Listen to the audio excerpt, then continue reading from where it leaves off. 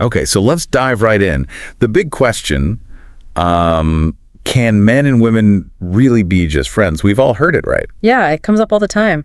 In movies, conversations, everywhere. Exactly. And based on what we've looked into, the quick answer is yes, it's possible, definitely, but it's often not quite that straightforward. Right. There are usually some complexities involved. So our mission today is to sort of unpack that, look at what makes these friendships work, what the common, bumps in the road are, hopefully give you a clearer view. And it starts with asking why there's even doubt, doesn't it? Why the skepticism? Good point.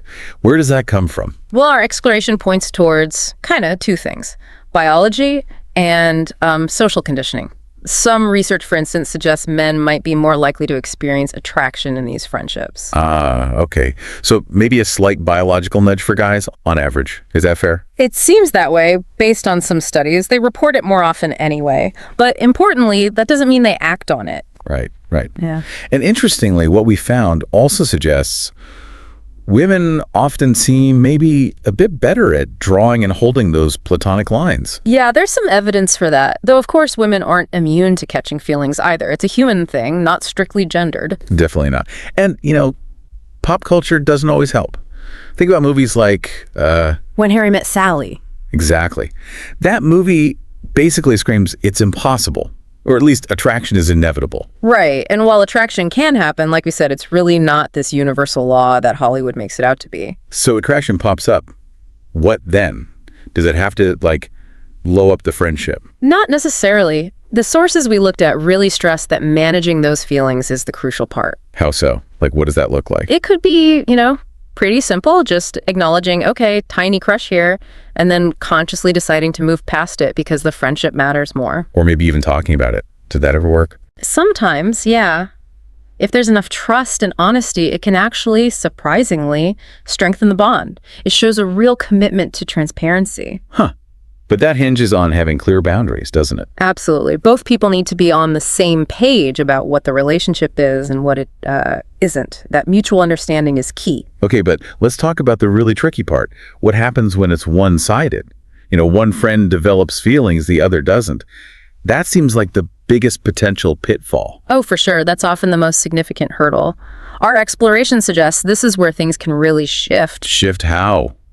Needing space. Yeah. That's common. The friendship might need a temporary break, or in some cases, maybe a more permanent distance becomes necessary for everyone's well-being. So the person with feelings might need to step back, process things. Exactly. To avoid making things awkward or crossing lines.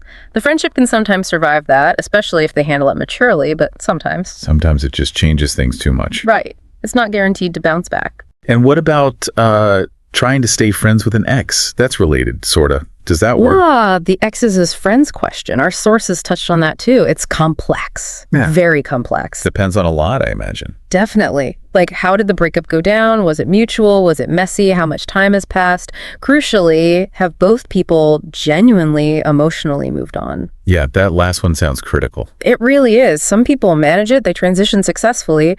But for many others, it's just too emotionally loaded, Too many old feelings or unresolved issues linger. Makes sense. Okay, so pulling it all together. If someone wants to make a platonic friendship work, what are the absolute essentials, the must-haves? Based on everything we've seen, it consistently boils down to a few core things. Honesty is huge. Honesty with each other and yourself. Both, yes. Open communication flows from that, and then mutual respect for boundaries. Those seem to be the pillars. So clarity, talking things through, and respecting the friend part of friendship. Precisely. Yeah. And we have to remember, every single friendship is different. What works for one pair might be totally wrong for another. Yeah. No one-size-fits-all formula. Definitely not.